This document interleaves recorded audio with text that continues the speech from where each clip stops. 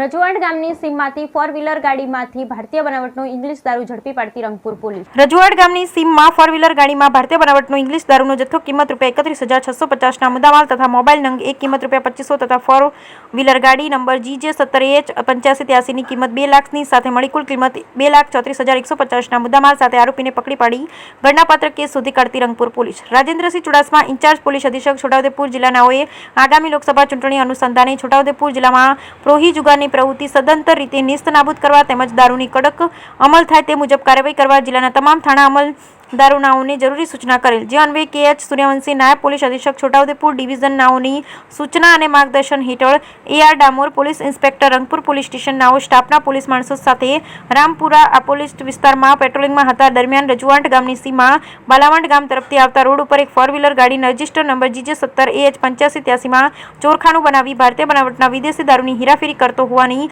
બાતમીના આધારે પ્રોહી નાકાબંધી કરી ભારતીય બનાવટના વિદેશી નાની મોટી બોટલ નંગ 160 કિંમત ₹31,650 તથા એક ફોર વ્હીલર ગાડી નંબર GJ17AH8583 કિંમત ₹2 લાખ તથા મોબાઈલ નંગ એમ સાથે મળી કિંમત ₹2,34,150ના મુદ્દામાલ સાથે આરોપી રોશનભાઈ પરસોત્તમભાઈ બારિયાને પકડી પાડી કાયદેસરની કાર્યવાહી હાથ ધરવામાં આવેલ। Bureau report Rehan Patel, Chhota Udepur.